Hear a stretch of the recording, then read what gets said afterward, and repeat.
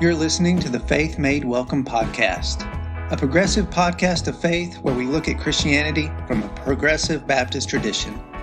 This podcast is brought to you by Commonwealth Baptist Church in Alexandria, Virginia. So whoever you are, wherever you are, or whatever you think about faith, you're welcome here. Please let us know what you think about our podcast by subscribing to it or by sharing it with someone who may be looking for a podcast like this. And we would love to hear your feedback. So please leave us a comment or question on Facebook, YouTube, or Twitter. Let's get started. We're not supposed to recycle the bags. We had a recycler in our church who told us that.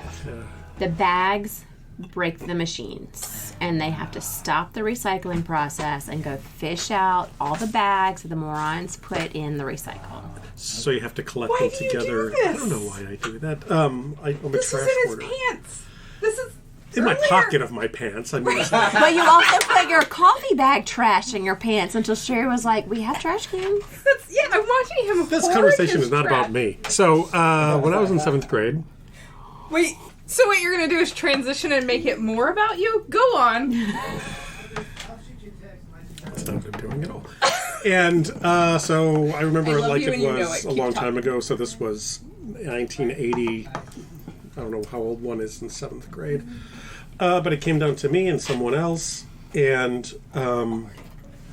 we were both on the stage. And the word was... I don't... You remember the word. I remember the word that got us into this mess. I don't remember the words in the... This is later on the line. The word was likable. The word was likable. And it was up to me and the last person. So the other person went first, and they spelled it L-I-K... I don't even remember. L-I-K-A-B-L-E. And it was like, bing, wrong. So I said, well, there can only be two ways to spell this, right? L-I-K-E-A-B,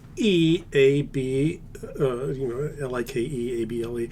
Yeah, woo! And then I had to spell another word to seal the deal, which was, I'm sure, a piece of cake, but I have no idea what that word was.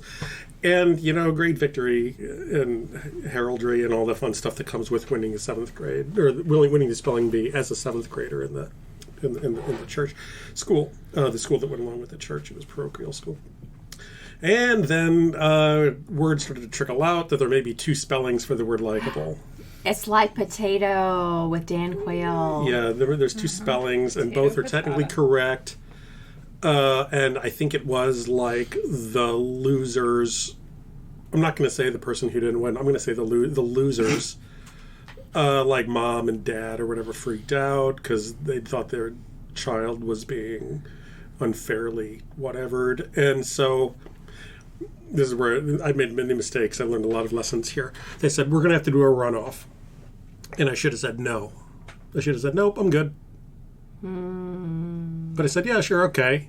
Because what do I know? I was taught to be a nice, subservient, whatever, child, doing what you're adults... 12 years old? 12 years old, it's like, oh, okay. And the other student won the runoff, and therefore they were the spelling bee winner.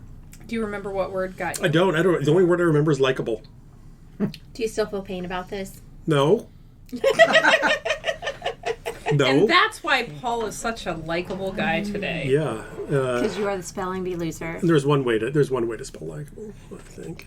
Your way. There's an E in it. So that's the tale. So it's like, what is the mistake I made in this? It is not spelling. It is not anything else. It's when somebody doesn't like the outcome and they want to do over. The answer is no. No, I'm good. You know what's better than a do-over? A debrief. A debrief. And that's what we're doing now. Ooh, look at that segue. Slick. Yeah. We should include Paul's story in the intro because he also tells his science fair story, science project story. We're so it's getting just all like his Well, childhood trauma. people wonder why I struggle with faith in science and Faith Paul's in childhood science. trauma.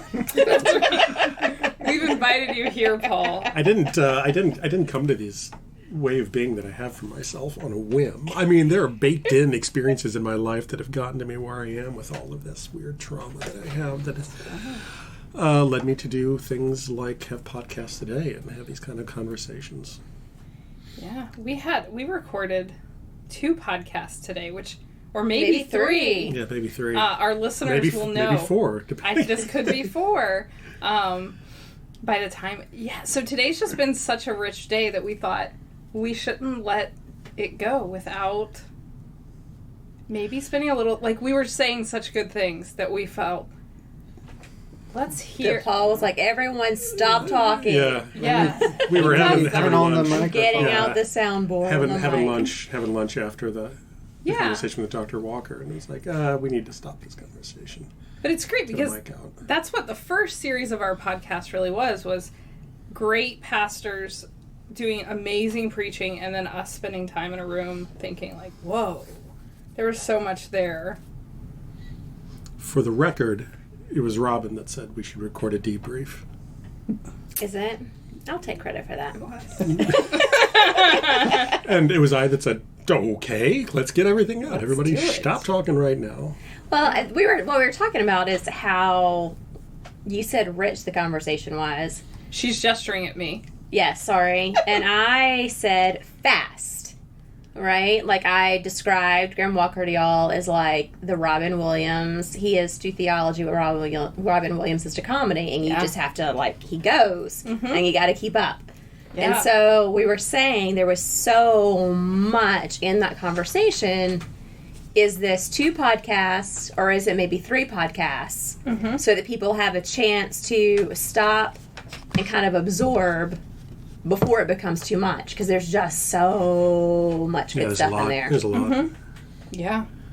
Well, and I think when you all invited him to come, you told us, like, this is going to be, like, there's going to be so much here. He's going to throw out so many references. And you did not disappoint. He did not disappoint. Yeah.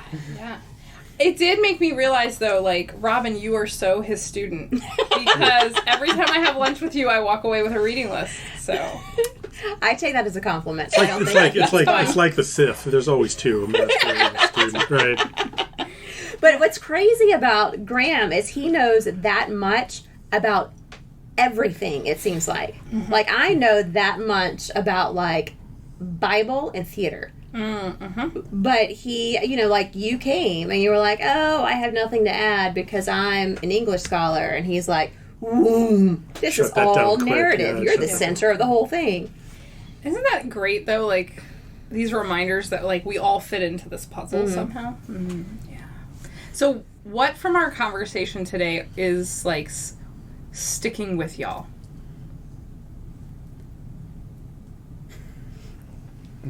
We're all looking at Marty. Right. Yeah. Go. I think what stood out to me is how much they are related, and how the approach is different, but we all seem to gravitate toward the same story of how and why. Or at least the same questions. And that doubt plays a big part in it. Mm-hmm. That was one of the shockers to me. It seems like doubt is one of the connections that make them kind of relate to each other, because doubt is so important. And it's looked at differently in each camp, but it's still one of the common denominators. Mm-hmm. When the scientist goes at the nature of doubt, it's about doubting the data. It could be about doubting how the data was treated. When I say the data, I don't mean like doubting that there is data. It's like doubting the collection of the data, or doubting the treatment of the data, or doubting the confidence in whatever the result is. When one is coming at science from a theosophical point of view, what is the nature of doubt? Because if you're saying, I am devoutly religious and pick a denomination, it sort of doesn't matter that much, I don't think. But you say, I have doubts. It's like, what is the doubt? Mm-hmm. What's the thing that gets people? I mean, you can think about your congregation. If like when people say they have doubt, what do they doubt? Yeah, it's an interesting question. Like what's the difference between doubt and curiosity? Like, both of them lead you to questions, right? Yeah, right. But doubt is something we think of as being like wholly negative. Like, oh, I have doubts. Something is suspect. Right. You know? Yeah. But it's not that far from, oh, I have curiosity. I have questions. I wonder if doubt does doubt have to have skepticism? And curiosity not necessarily, but it's all questions, right? Right. And questions can lead you to affirmative answers or negative answers or more questions, right? There's always the possibility it could go either way. And there's no confidence in doubt. Like when you doubt, you're questioning your confidence in something. Yeah, it sounds like you've already come up with some conclusions, or at least some opening has already happened to come to doubt. And curiosity, you're trying to figure out. Or what if doubt includes fear? Yeah. Fear that what you suspect might be true, whereas curiosity. Or have that if not fear, consequences. Yeah. You know, uncomfortable consequences. Like I'm gonna get kicked out of my church, or my family's gonna think I'm weird, or something. You know. I mean, that's what really stood out to me in the conversation today is that, like, it was like this conversation that made me think, like, at the crux of this conversation is fear and doubt. Like, what are we as Christians so afraid of? Right? Like, the fear was such a big part of that conversation. Like, why are we so afraid to put our faith through our curiosity? Like, why are we afraid to test it? And it reminds me of, like, what were those? For such a personal thing. Yeah. For such a personal thing. Well, that's probably why there's the fear, right? If I'm like putting myself, or if my family is firmly rooted in a belief system, if I allow myself to question any piece of it, there's a possibility that the whole thing could unravel. Mm-hmm. And there are huge, huge consequences for that if things that are deeply personal to us unravel. And this is maybe like a kind of biological thing, which I should not be talking about this. I should make a Paul talk about this. But like, right? Like, if we have doubts that put us outside of the norm of our community, that, like, from an evolutionary standpoint, being the outlier in your pack is dangerous, right? Like, you will starve, you will die. Mm-hmm. Like, right? Yeah. But I guess what I see about that, like, is if I look at our faith community, yeah, we're kind of all outliers, but maybe in different areas. We're like the misfit toys. Yeah. That's what I love. But, I mean, that's what faith community should be, right? I mean, ideally, instead of being rooted in homogeneous belief. Hashtag Roman Empire. Am I right? If I say something heretical, you have to turn that off. I mean, we're going to turn it up. Yeah. Church, again, Morgan Freeman comes in. They did not turn it off. I mean, what if instead of church being rooted in, like, uniform belief, what if the root is quest, like searching, like I want to know. Mm-hmm. Mm-hmm. What if that's the unifying feature, is that we're all searching? And maybe doubt leads us to not wanting to be wrong, but curiosity's expanding our knowledge, right? Yeah. So doubt is like we're trying to prove ourselves not to be wrong. Mm-hmm. I'm doubting this, but I'm hesitant because I don't want to. I think doubting's wrong because I don't want to be wrong. I've built my whole faith on these beliefs, and I've gotten to this place because of these beliefs, and if I question that, I don't want to be wrong, because then everything comes apart. What's the bias that goes into that? The buy-in bias, or whatever they call it, right? You've already invested this much, so you keep putting quarters in the slot machine, because if you say, you know what, I didn't win, you consider that you've lost all your investment to this point and all the value of going to this point already. There's some. It's like this actual psychological. But a lot of people that do experience doubt, and it takes them on a different journey, but a deeper journey. I'm thinking about like all these books I have on my shelf, Rachel Held Evans, and all these people who've had like crises at different times. Even those people who end up somewhere else, whether it's in a different denomination or maybe even different faith, I don't really read those people that even really, well, that's not right, true. I'll say a lot of people don't necessarily even regret the early stages that they end up no longer believing, if that makes sense. Now, that is true for people that experience trauma, right? I think if somebody feels trauma in a faith community or around a belief, there rightfully is regret and should be. But people who have their belief take them in a different direction, their faith evolve, a lot of them say, like this fundamentalism that I started in or this that I started in, like it shaped me in ways that paved the way for me to ask questions. Mm-hmm. So is there that buy-in, like it's all a waste? I mean, there's a couple of ways to see it. I mean, one of them is it's part of the path that you're on, and everybody has to start somewhere. You have to start somewhere, and that can be different. I mean, that's what you're born into, I think, is what the starting line is. Yeah. For a lot of people, and other people find it on their own. But to think where you finish is predestined by where you start, I think, is not true. Mm-hmm. There's a song that I love. Nicole Nordeman is a Christian singer who clearly had a transformation in her life. And she's got a song called Dear Me, and it's a song that she wrote to her. I've heard this song. It's so pretty, isn't it? So good, yeah. Right? Her early, her younger self. And it's saying, be patient with yourself, but ask a lot of questions. And so she, throughout the song, sings things that she used to believe, and then what she believes now. But the song does begin and end with, it takes time and it takes questioning, and just to be patient with yourself and be gracious with yourself, but ask lots of questions. Mm-hmm. Like there's more to it than you know right now. Because there's something beautiful in changing your mind that we don't always talk about. My mentor from undergrad, and I mean, Paul Heiliger is still my dude in a lot of ways, but the epigraph of his book is basically like, he says that this book is for other people who, like him, have never understood what's so bad about changing your mind. And I love that.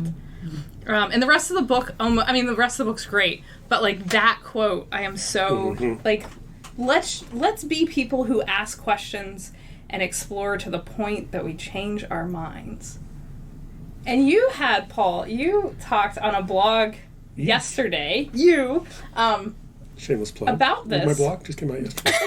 www.thismostsunbelievable. You had a student who was recording a video for you, who in the middle of recording something, changed her mind. She changed her mind right? On camera. She changed her mind on camera, right? It was, read this thing, extract out of that the three main points, and since it's a science class, obviously, right?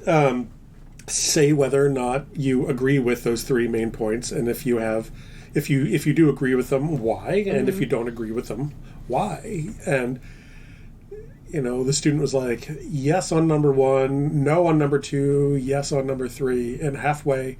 It only took her, like, after she went through number one, it's like she was only 30 or so seconds into number two, and it's like, you know what, I think I just changed my mind. And it's like, cool. And it's like, you could see, and I was watching this for about a minute and a half before that. You could just look at it, and it's like, she's changed her mind. She's just talking herself through it. She's talking her way into it. It's like, and there it goes, and there it went. Great? It was fantastic. Yeah. And the blog was about, what do I really want to see here? Do I want to see a student have the answer, or do I want a student go through a process? Mm-hmm. And that really was what that whole paragraph, God, and it was a long one too, was about. It's like, I don't want to grade whether or not they have the answer. I want to be able to have a conversation about what the process that you come to a way of knowing is. And you got to watch the student go from where they started to where they finished with a hard left in the middle. Mm-hmm. I gave her 11 out of 10. It was like, awesome. because they always just want to get it right. And what I said in there is that's why I love the video part of that, because if it was actually a paper, you would have missed all of that, because they would have edited all the mind changing out. You know, they would have just given what they thought was the right answer was.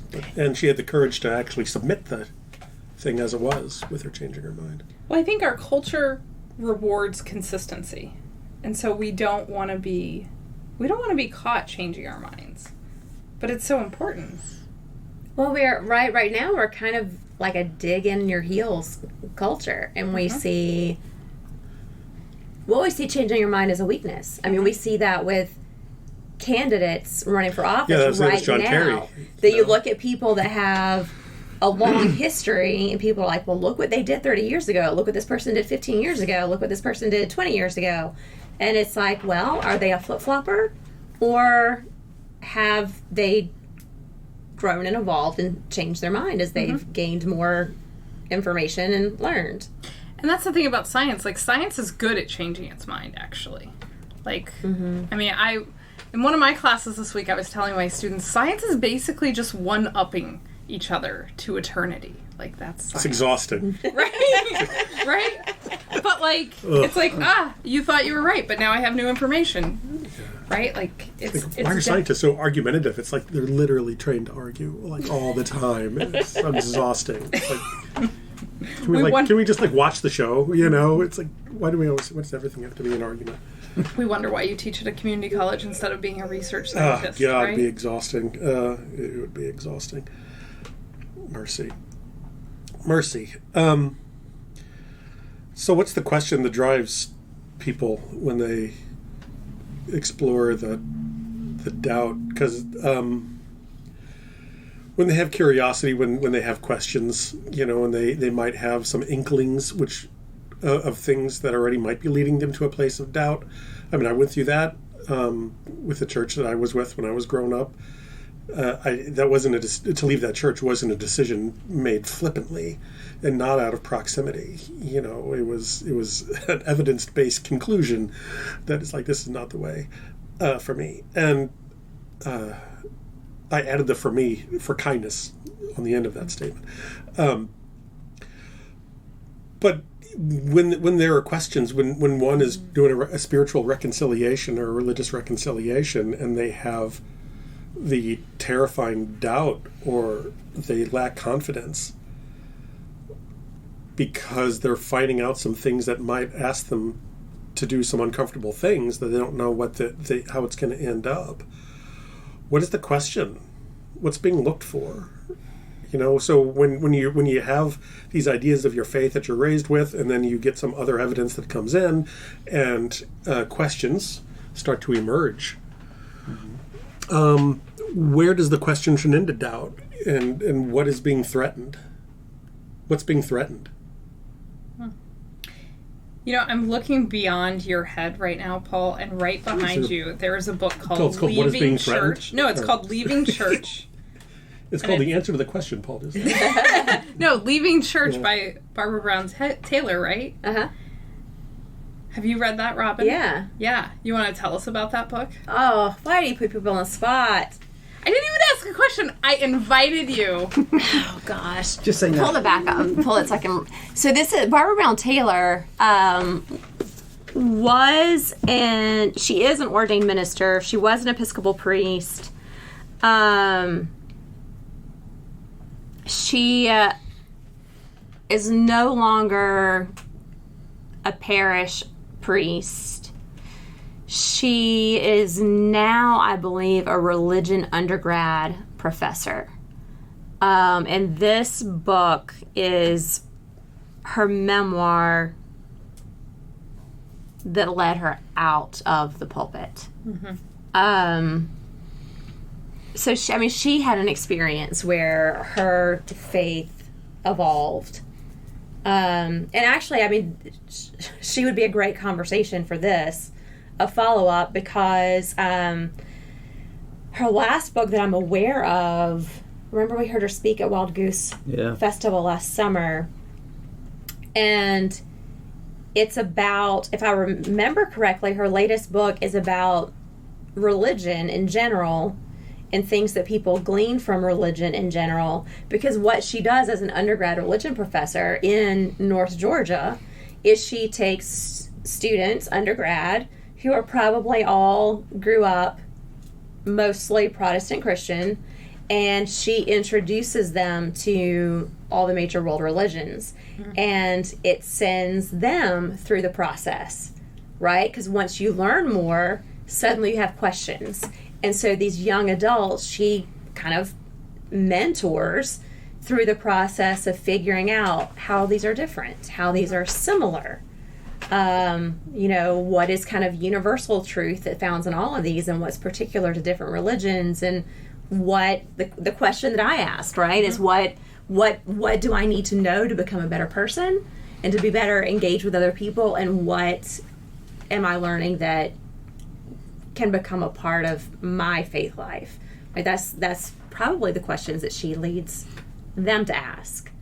But this memoir is her experience of realizing that church ministry is not where her faith is most rooted. Because that seems like a conclusion that someone would draw if they're thinking about how to live their life now, not the rewards of doing the right thing and what I'm going to get for that later. It's like this is what we were talking about last time, right? The dissatisfaction is now.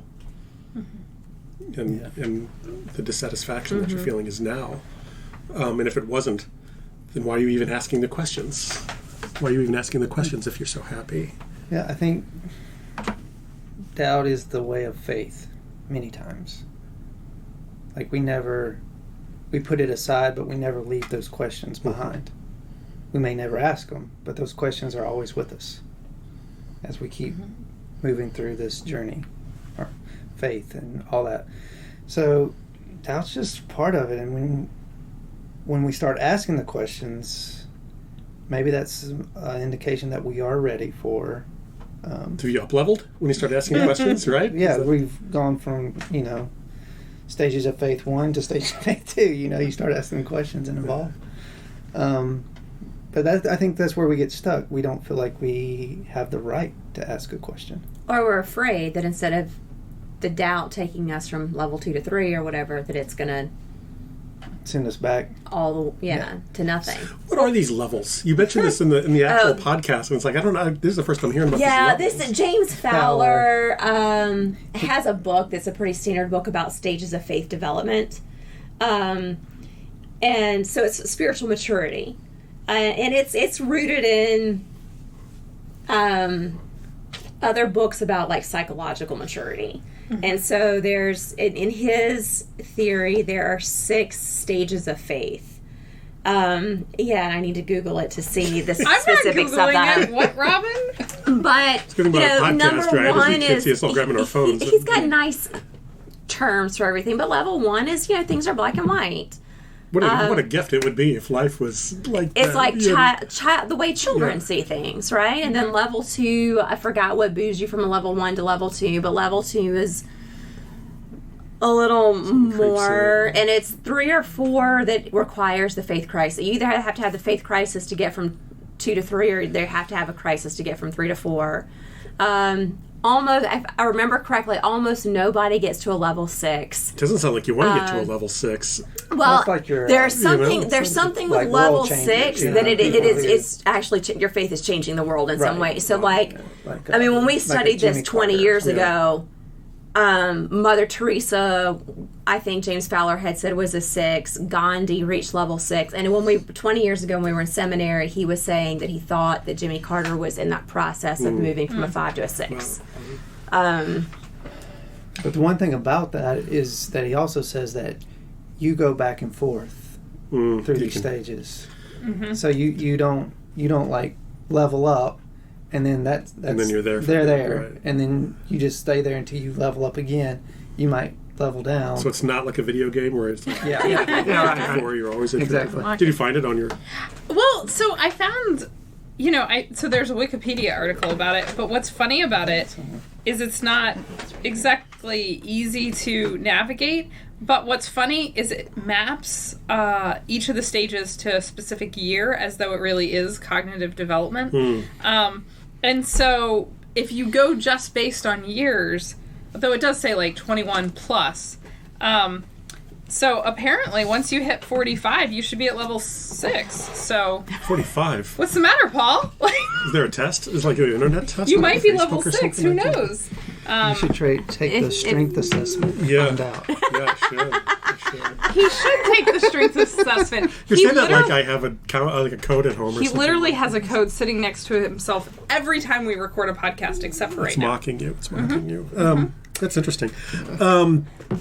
Robin's got the book. I've got from the her bookshelf. book right here. Yeah, there was somebody, I don't know who it was, some folks who it is thought have come close to nirvanic enlightenment, right, have sort of said similar things, though. It's like you start seeing the world through the two wings of wisdom and compassion, all in balance, and everything is hunky-dory, and you see the true nature of suffering, and then you reach the stage which you could almost call an enlightened stage, and you're actually there, but then something happens and you get a flat tire and you bump back down to the earlier. So it's like it's not a thing where you hit it and then you stay. It's like you can sort of wiggle in and out of it, Roller coaster. sort of as life has its way with you. But I mean, that makes As life sense has its too, way right? with you. I mean, things happen that knock us off our feet and derail us. During the course of a day. Yeah. During the course of a day, and that's what we've learned over the last couple of decades, is that there are things you can do to increase the odds of a more positive outcome that is more in line with your higher self than other things. Right. It's called, never go grocery shopping when you're hungry. That's when you make bad decisions. It's this kind of stuff. It's this kind of stuff. Don't try to engage in a spiritual discussion when you're in the pits and you see no hope. I mean, it's not. That's when you need it. That's when you need to be the recipient, not the. And so, lives are all over the place. Well, and I feel like that's why we need community, right? And maybe we've talked about this before, because some of us in the community might be in those good places where we aren't walking face to face with our doubts, right, in a particular moment. And so those folks can hold us up and they can be support, so that other people can wrestle through the dark places. I think it's good that we don't all seem to go through the dark at the same exact time. But I think that's one of the reasons we need community, so that we don't.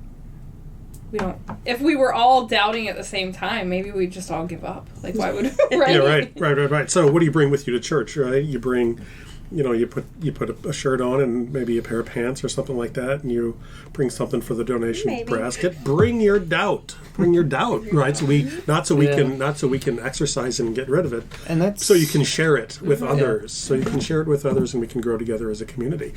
I mean, I'm the last person that should be talking about this with 3 religious professionals in the room, but I don't know. It seems like it'd be a thing. Well, that's the hard part, because some people just come to our worship service and they walk through those doors with doubt, with struggle, with a dark place. And the first thing we do is like, hey, let's praise the Lord and be happy and clap. And sometimes it's hard to make room for that right out the gate of just your doubts and what you're dealing with. And I hope we try and be honest, though, I and make do. space for that. But I think it's intimidating for people who come through hurting like that. That's we try to be happy, and because we're happy to see each other, and that's where the joy comes in. Right. We're together, but it makes it harder for people to walk through the door like that.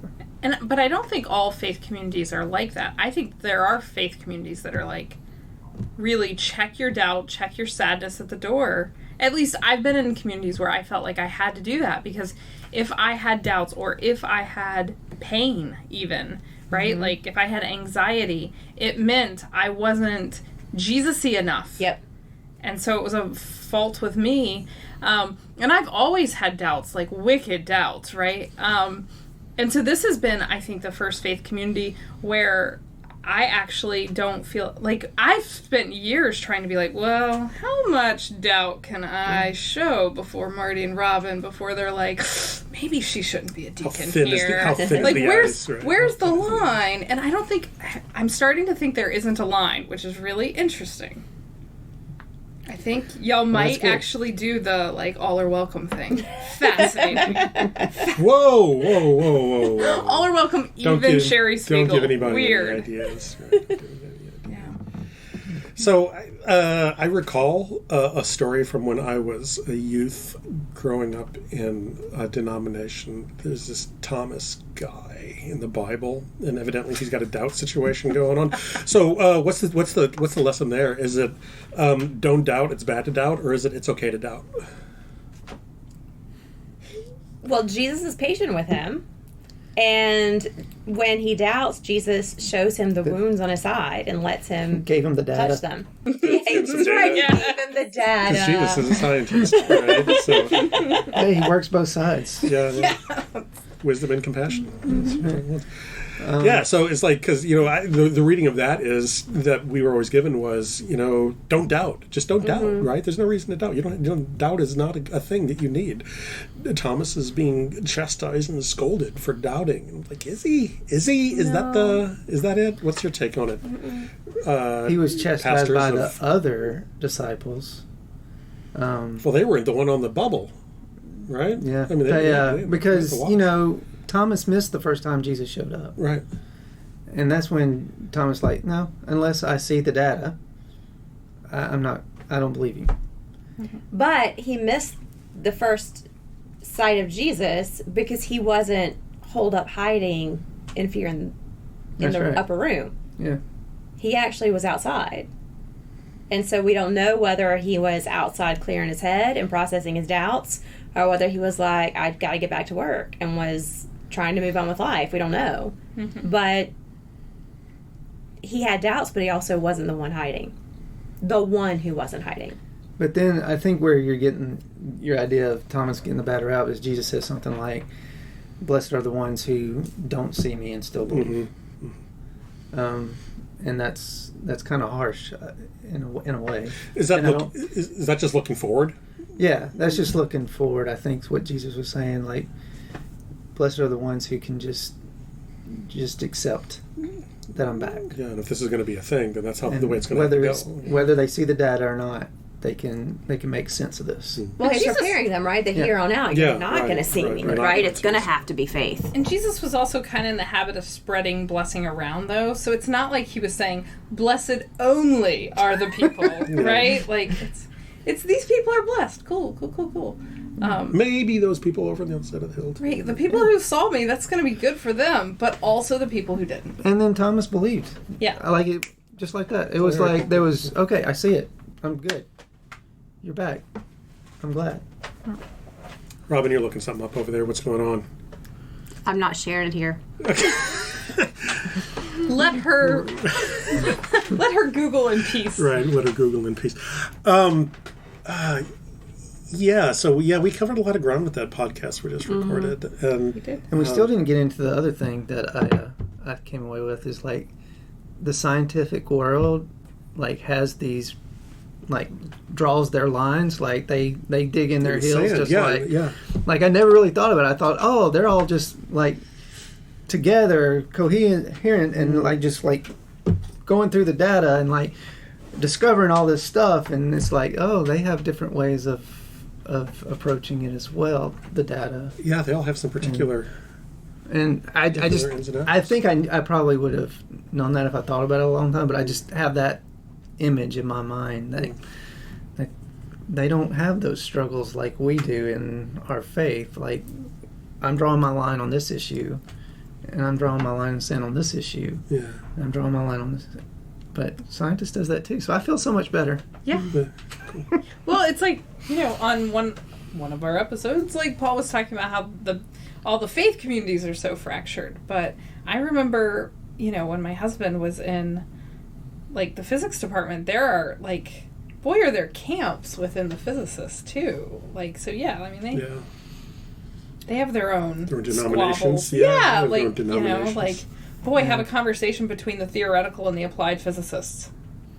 They're not one happy family. And yet we're all kind of seeking the same thing, like understanding, fulfillment, purpose. Yeah, that's my question from before. Like, what actually is the question? You know, you want the answer, but the answer doesn't rock somebody's world. I mean, this is the inception phenomena, right? It's not the conclusion that sends you down the path. You can do that with a question.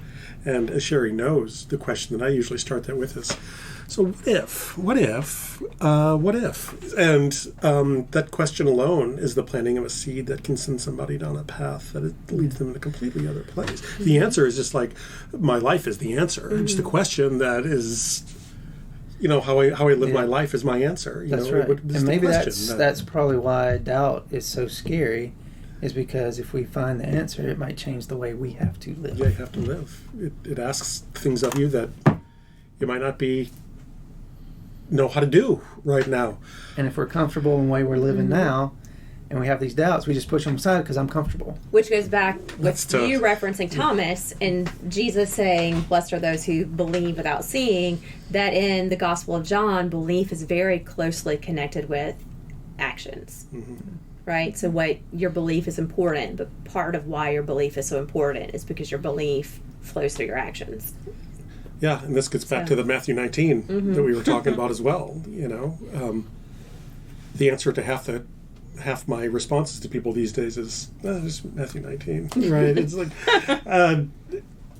if it was so easy as a set of rules, right, Marty? If it was just so easy as a set of rules, everything would be fine. It's not a driving test, though. It's how do I live a life? How do I live a life on this earth of meaning and value that is bigger than me, that where I give more than I take. Go ahead. I'm sorry. I was thinking, like, Nadia Bowles-Weber tells a story in one of her books about having a conversation with a person that's like, oh, I just don't believe this. I just don't buy into it. And she goes, I wish I could pull that off. Yeah. That's when she was a chaplain. That's right. She was a hospital chaplain. She had to go visit a patient who was an atheist. Yeah, and she was like, oh, I wish I could do that. I wish I could do that.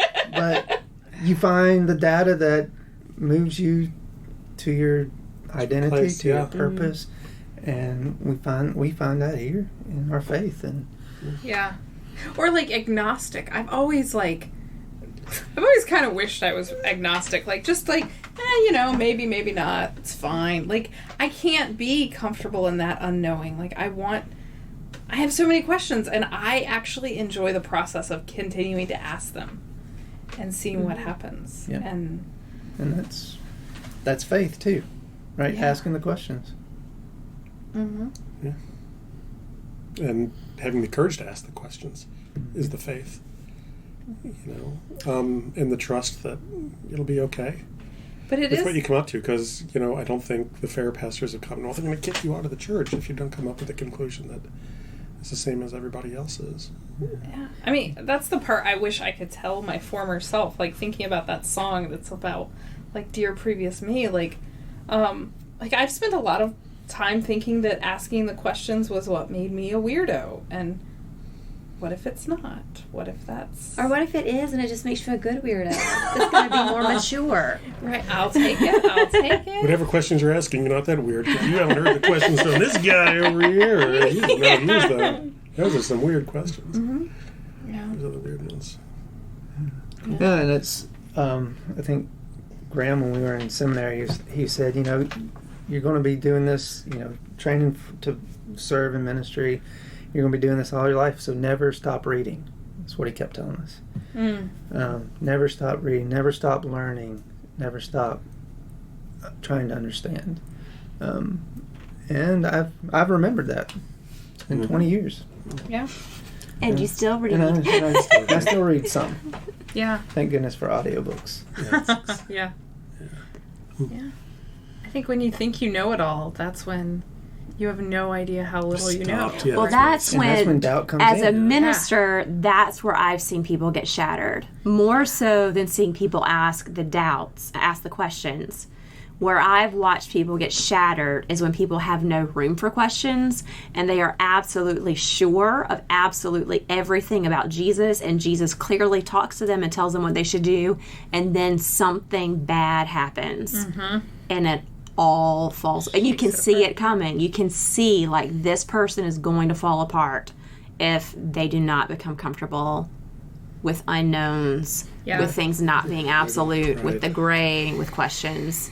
That's why I breathe so much easier after we read here at the church in Marty's Sunday school, The Sin of Certainty by Peter Enns, right? Like, oh boy, what a relief realizing, like, certainty wasn't the goal. Like,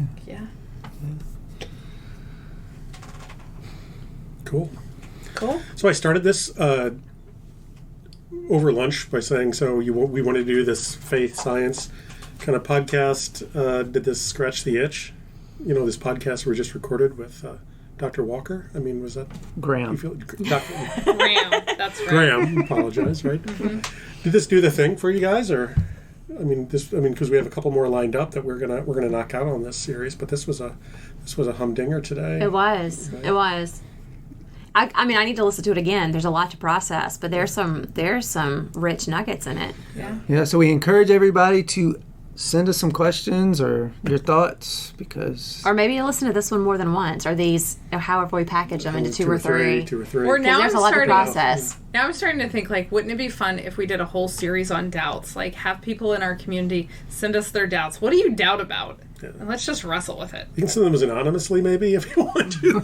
Just so nobody knows you sent them. We'll open up a phone line. Can we do that? Yeah, right. Just have people call in. That's when I know people are my people, when they're like, people will pull me aside and be like, Cheri, I know you're a deacon, but I need to tell you, I do this, like, super innate, like, super innocuous thing.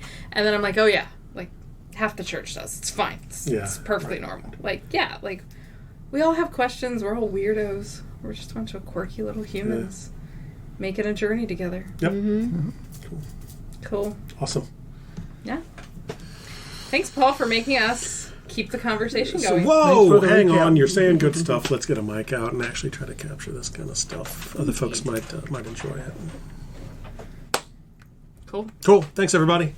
Bye. Robin, Bye. Marty. See you. Bye.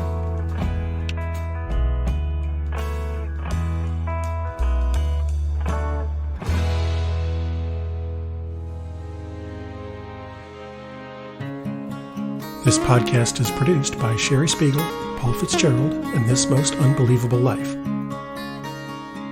For more information, please check us out at www.thismostunbelievableife.com.